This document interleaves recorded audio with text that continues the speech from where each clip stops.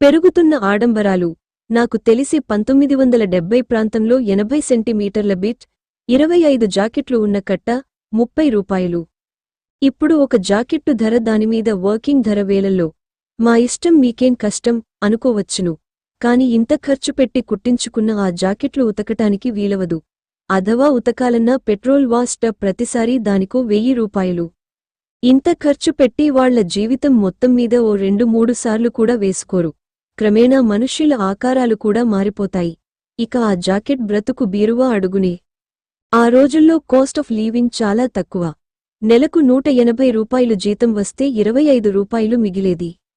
ఇప్పుడు భర్త 1,00,000, భార్య 85,000, మొత్తం 1,85,000 సంపాదిస్తున్నా, భార్యాభర్తలు ఇద్దరే ఉంటున్నా మాకు చాలడం లేదు.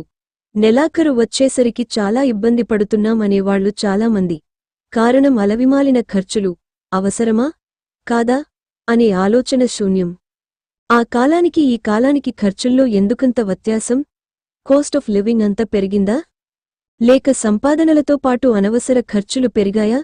చేతిలో డబ్బుంది కదా అని రేపు ఎలా అనేదాని గురించి ఆలోచన లేకుండా ఖర్చు పెడుతున్నారా? ఈ రోజుకు 200 పెట్టి ఒక జత చెప్పులు కొనుక్కోవాలంటే 30 సార్లు ఆలోచిస్తారు నాలాంటి వాళ్లు. అలాంటిది 3800 పెట్టి ఒక జత చెప్పులు అవలీలగా కొనేస్తున్నారు. 3 నెలలు కూడా వాడకుండానే విసిరి అవతల పారేస్తున్నారు. ఇదివరకు అంటే 1970 ప్రాంతంలో 3 గదుల ఇల్లు అద్దె నెలకు 30 రూపాయలు. ఇప్పుడు 3 bedroom duplex monthly rent 30,000 plus maintenance 2500. డబ్బంటే లెక్కలేని వాళ్లు ఆడంబరాలే తమ అవసరాలనుకని పెంచుకుంటూ వెడితే ఇక మధ్య తరగతి వాళ్లు బతికేదెలా? పేదవాళ్లకు దిగులు లేదు, అన్ని సబ్సిడీలు. రూపాయికి బియ్యం, ఉచిత కరెంటు, గవర్నమెంటు వారిచ్చే 2 బెడ్రూమ్ ఇల్లు, ఉచిత ఉప్పులు, పప్పులు మరియు నూనెలు. మీరేమీ పని చేయనక్కరలేదని నిరుద్యోగుల భృతి, ఉచిత పంపిణీ సదుపాయాలు. వారికివ్వటం తప్పనడం నా ఉద్దేశ్యం ఎంతమాత్రం కాదు. వారు రూపాయికి బియ్యం పొందుతున్నారు. అదే బియ్యం 60 రూపాయలకు మధ్య తరగతి వాళ్లం నిత్యం వాడుకోవడానికి బజారులో కొంటున్నాం.